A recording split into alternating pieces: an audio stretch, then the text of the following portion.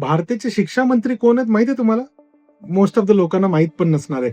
By the way, या शिक्षा मंत्रींना म्हणजे 2025 मध्ये जर का एवढं नॉलेज असेल तर काय गोष्टी करायला पाहिजे होते, की स्किल डेव्हलपमेंट, पैसे कमवण्याचे स्किल्स शिकवणे, किंवा त्यांना बाजारामध्ये मुलं जेव्हा त्यांचं शिक्षण संपवून बाजारात जेव्हा जातील तेव्हा त्यांना पैसे कमवण्याची अडचण यायला नाही पाहिजे. मग नोकरी असेल किंवा धंदा असेल किंवा जे काही त्यांना करायचं, पण ह्या सगळ्या गोष्टी तुम्हाला दिसणार नाही त्याच्यामध्ये.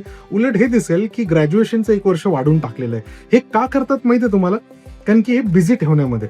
एकतर आपण शिक्षणाच्या मागे खूप पळायचा प्रयत्न करतो, ज्याच्यातून खरंच आपल्याला काहीतरी जॉब मिळेल ह्या अपेक्षाने, पण आपल्याला शिक्षण त्या लेवलचं शिक्षण देतच नाहीये.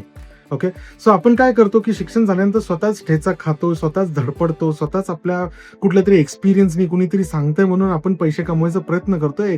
ऍक्च्युअल नॉलेज नसतं आपल्याला. हे आपली शिक्षण प्रणाली आहे ऍज ऑफ नाऊ. सो काय करायला पाहिजे एक सर्वसामान्य लोकांनी किंवा सर्वसामान्य फॅमिलीच्या लोकांनी काय करायला पाहिजे, याच्यावरती सोल्युशन हे आहे की फॅमिली एज्युकेशन. तर कशाचं? तर पैसे कमवण्याचं फॅमिली एज्युकेशन. म्हणजे सपोज तुमच्या घरामध्ये 1 जण कमवतात, 2 जण कमवतात, किंवा जे कमवणारे आहेत त्यांना सपोर्ट करणारे 1-2 जण आहेत, असं असेल तर तुम्ही जर घरामध्ये पैसे कमवण्याच्या बाबतीत किंवा आहेत त्या पैशांना कसं वाढवायचं या बाबतीत जर का तुम्ही डिस्कस केलात तर खरंच त्याचे मार्ग येतात.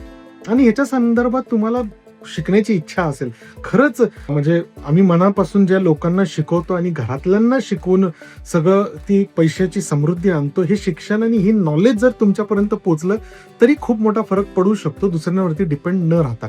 सो तुम्ही खरंच इंटरेस्टेड असाल या गोष्टींमध्ये तर खाली दिलेल्या लिंकला किंवा बायोमध्ये जाऊन माझ्या लिंक आहे तिथं क्लिक करून तुम्ही एक माझा फ्रीचा सेमिनार अटेंड करून बघा. तुम्हाला लक्षात येईल की तुम्ही तुमच्या घरातले इव्हन न कमवणारे लोक सुद्धा कसे पैशांना कमवू शकतात. तर भेटू आपण त्या सेमिनारमध्ये.